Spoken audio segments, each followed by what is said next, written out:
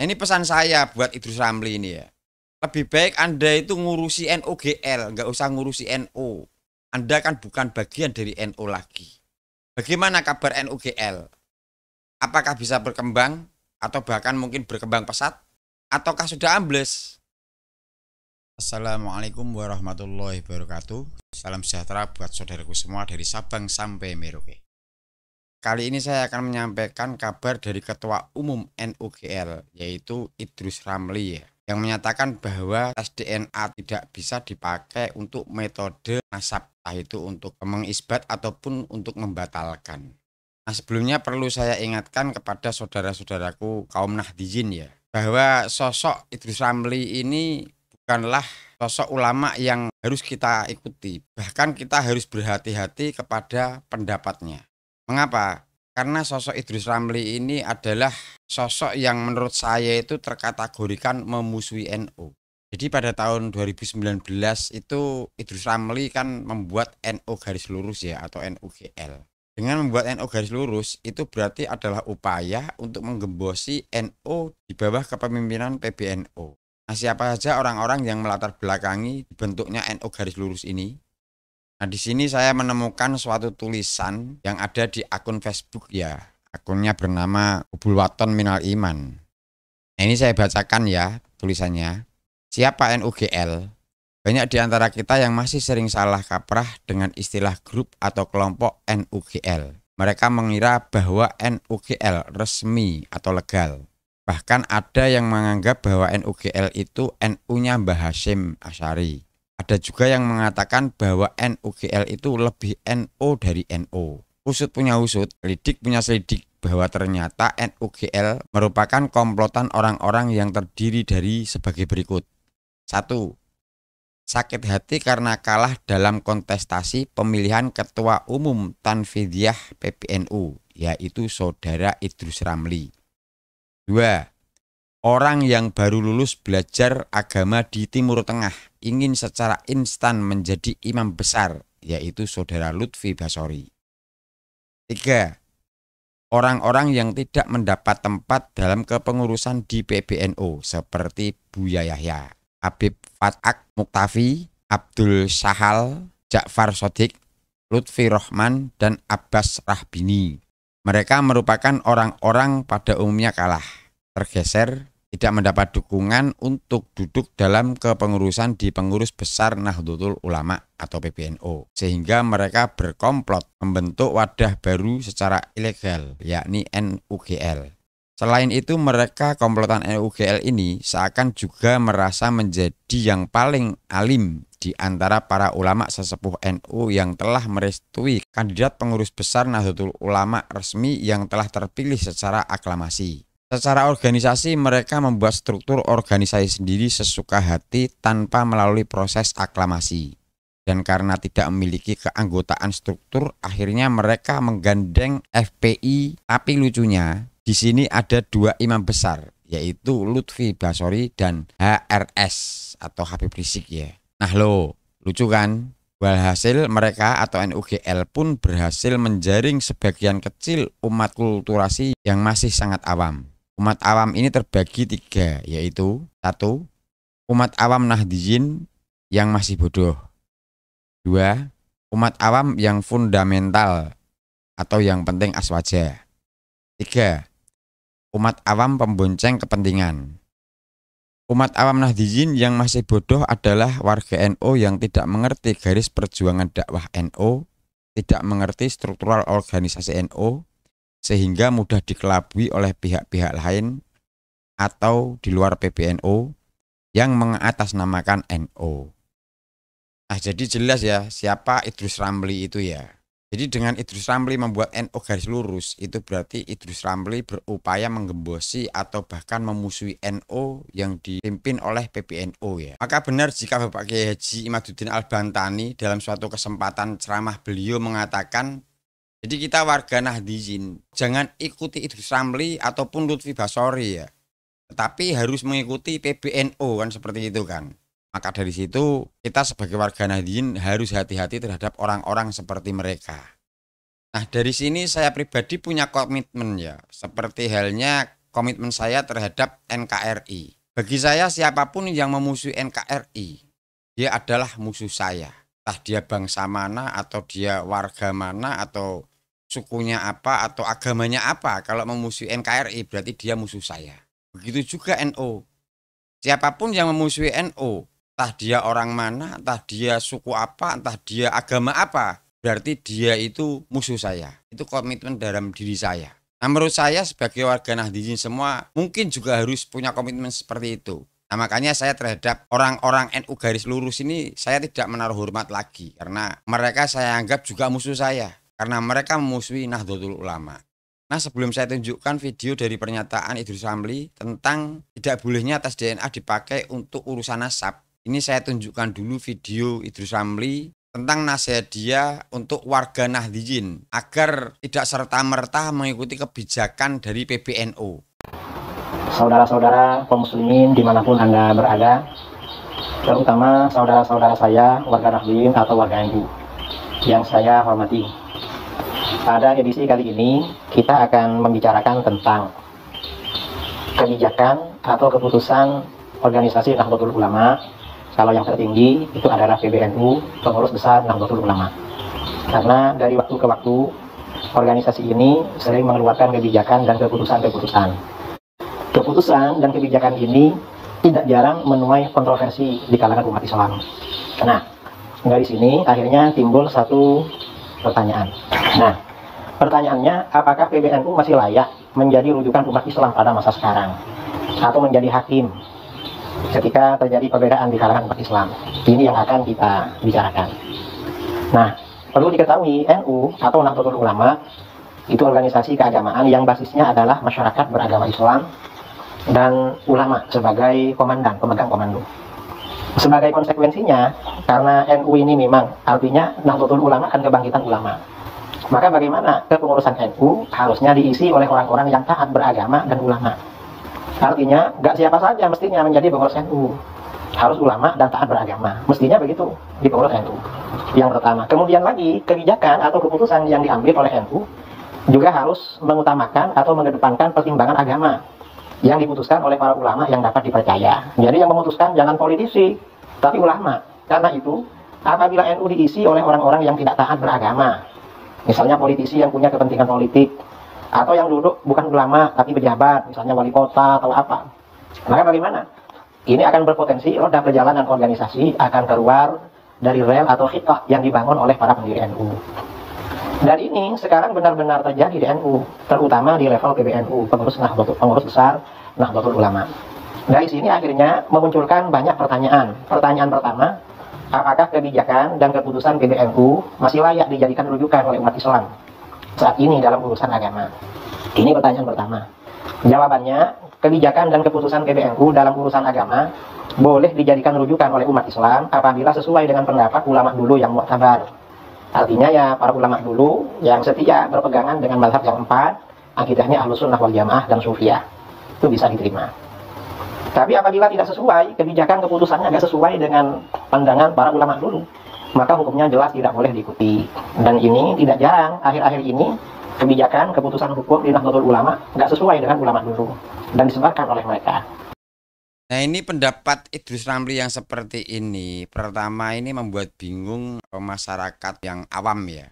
Artinya kalau di Indonesia atau wabil khususnya ini warga Nahdliyin yang awam ya, terus harus memilah-milih mana kebijakan PBNU yang sesuai dengan ulama salaf dan yang tidak sesuai dengan ulama salaf, ini pastinya kan bingung. Apakah warga Nahdliyin yang awam tadi harus searching di Google gitu? Harus nanya Mbah Google gitu. Berikutnya perlu kita ketahui bahwa yang namanya fikih itu kan tidak paten ya.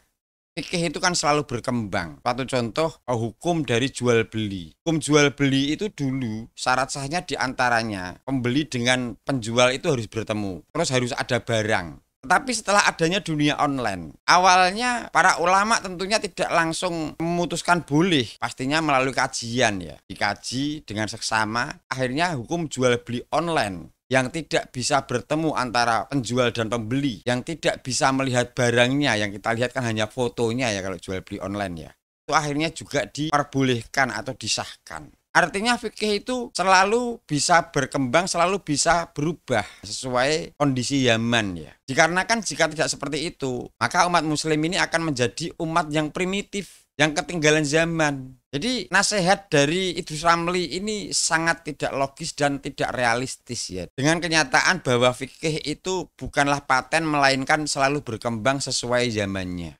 Yang kedua, itu tadi saya bilang bahwa Idrus Ramli ini bukanlah ulama NU ya.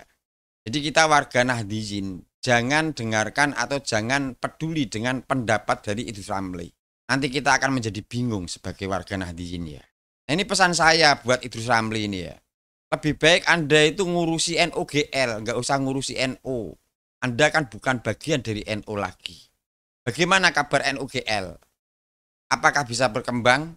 Atau bahkan mungkin berkembang pesat, ataukah sudah ambles? Ya mungkin sudah ambles ya, kita juga nggak pernah dengar NUGL seperti apa.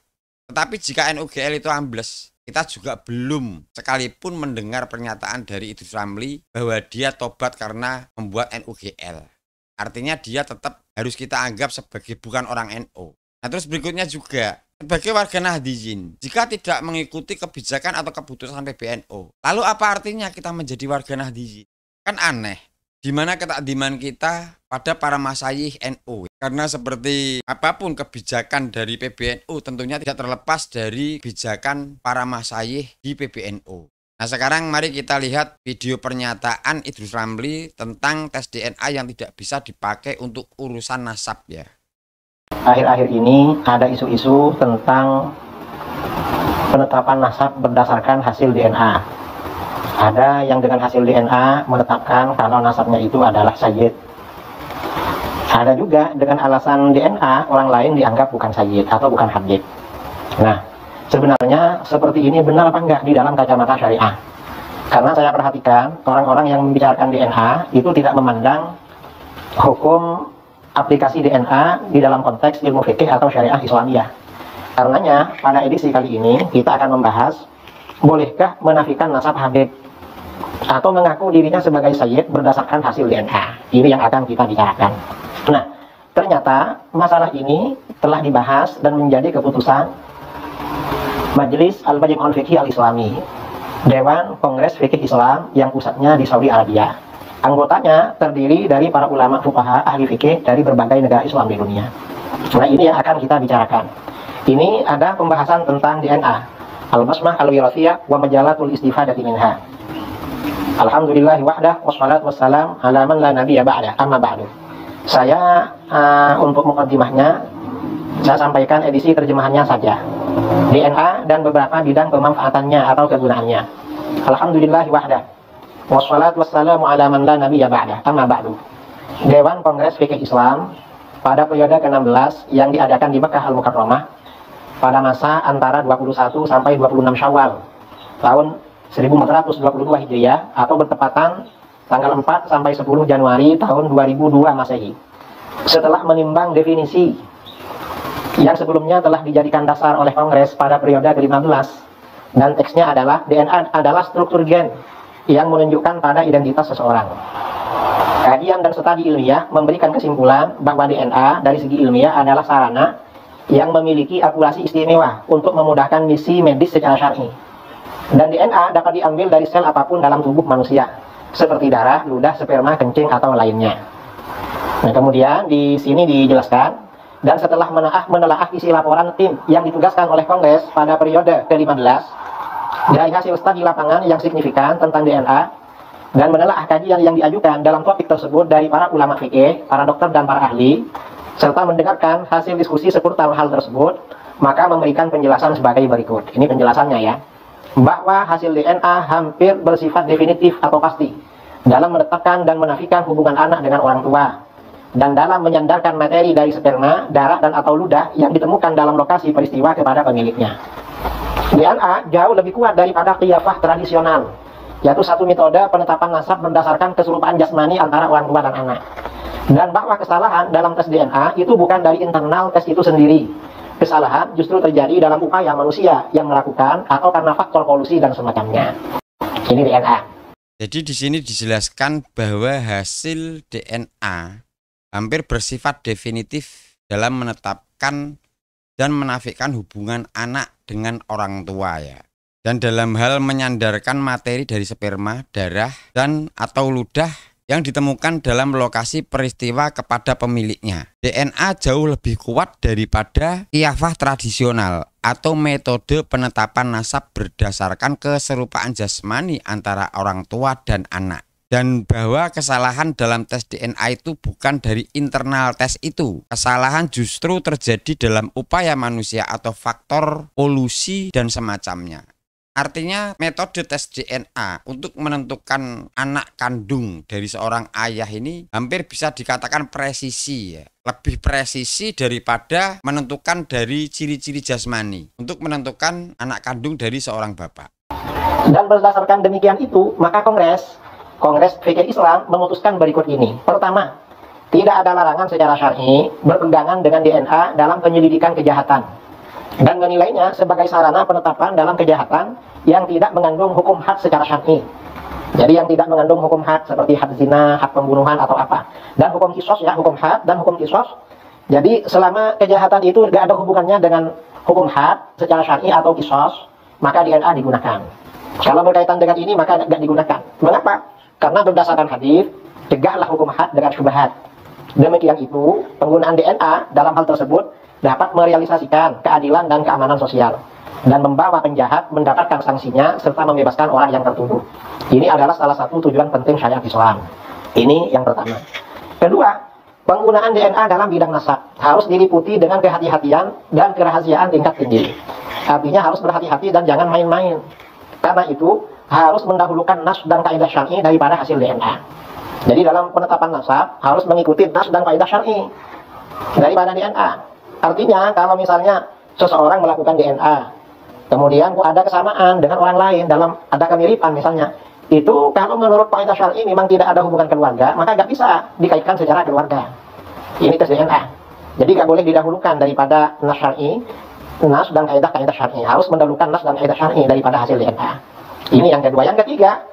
Nah ini menurut saya Idrus Ramli ini dalam hal ini menyimpang dari keterangan yang asli ya. Ini di sini penggunaan tes DNA dalam bidang nasab harus diliputi dengan kehati-hatian dan kerahasiaan tingkat tinggi. Karena itu harus mendahulukan nas dan kaidah syar'i daripada hasil tes DNA. Ketiga, secara syar'i tidak boleh berpegangan dengan hasil DNA dalam menafikan nasab. Dan tidak boleh mendahulukan DNA daripada proses li'an. Artinya apa? Kalau ada orang atau suku misalnya, secara syar'i memang nasabnya ke situ, lalu dites DNA, ternyata hasil li'annya beda, maka nggak bisa dipakai DNA untuk menafikan nasab tersebut. Karenanya, apa yang dilakukan oleh sebagian saudara-saudara kita, sampai memaki-maki para habaib, para sadah ba'alwi, alasannya hasil tes DNA, katanya mereka DNA-nya sama dengan DNA orang-orang Yahudi. Itu nggak boleh seperti itu. Itu melanggar kaidah syarat. Jadi hasil DNA itu nggak bisa dipakai dalam menafikan nasab. Dan tidak boleh mendahulukan DNA daripada proses li'an.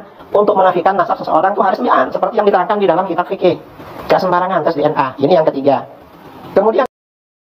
Nah ini, coba kalau kita pahami dengan penjelasan yang awal tadi ya. Bahwa hasil tes DNA itu hampir bisa dikatakan presisi untuk menentukan anak kandung dari seorang ayah ya, atau anak biologis dari seorang ayah. Tapi kalau dipahami tidak boleh dipakai untuk pembatal nasab, ini apakah sinkron coba? Kalau untuk mengisbat memang tidak boleh, tapi kalau untuk membatalkan, artinya kalau dari penjelasan yang pertama tadi, tes DNA bisa untuk mengetahui seorang anak itu adalah anak kandung atau anak biologis dari bapak tersebut atau tidak. Ini kan hasilnya hampir bisa dikatakan presisi. Jadi harusnya kan bisa dipakai untuk pembatalan nasab. Kalau untuk mengisbat ini memang beda lagi, karena yang namanya nasab ini walaupun anak hasil dalam suatu pernikahan, bisa saja waktu pembuahan tersebut terjadi sebelum adanya pernikahan atau sebelum adanya ijab qabul. Makanya hasil tes DNA itu bisa dipakai untuk pembatalan nasab, tetapi tidak bisa dipakai untuk mengisbat nasab.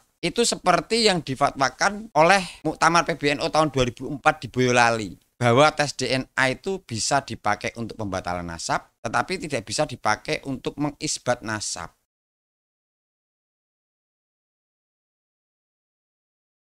Nah, sebenarnya hal ini ya, pembahasan mengenai DNA itu sudah dibahas, sudah dikaji, ya, sudah dimusyawarahkan.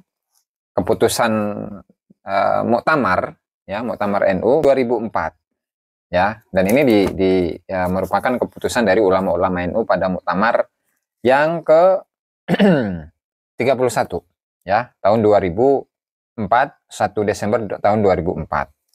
Dan silakan Anda buka di hasil Muktamar itu di halaman 624 di kitab Ahkamul Fuqaha, ya, yaitu kompilasi dari beberapa hasil-hasil Muktamar dan juga hasil dari Munas dan juga Kombes.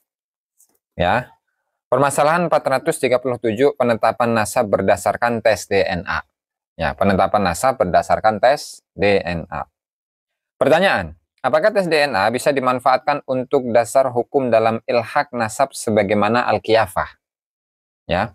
Apa itu al-qiyafah? Al-qiyafah itu satu kemampuan seseorang yang dia itu bisa menentukan bahwa si fulan adalah anaknya si fulan melalui bentuk tubuh atau postur tubuh, ya. Dan itu sudah pernah saya jelaskan ketika saya mengulas kitab dari salah seorang kiai dari Cianjur yang meminta kepada Pak Alawi untuk sedia tes DNA demi apa? Menghilangkan kesyubhatan bahwa mereka itu bukan, atau Pak Alawi itu bukan keturunan Rasulullah Shallallahu Alaihi Wasallam. Artinya untuk menghilangkan kesyubhatan itu adalah dengan qiyafah, ya. Maka jawabannya, ya, jawabannya dari hasil Muktamar NU yang ke-31 itu jawabannya adalah bisa untuk menafikan ilhaqun nasab. Apa itu ilhaqun nasab? Berarti ilhaq itu kan menyambungkan. Bisa untuk menafikan ilhaqun nasab, bisa untuk menafikan penggabungan nasab. Namun belum tentu bisa untuk menentukan ilhaqun nasab. Tapi untuk menentukan ilhaqun nasab itu tidak bisa. Nah, ini adalah hasil dari keputusan Muktamar NU yang ke-31 di Boyolali, ya, seperti yang tertera di dalam kitab ini.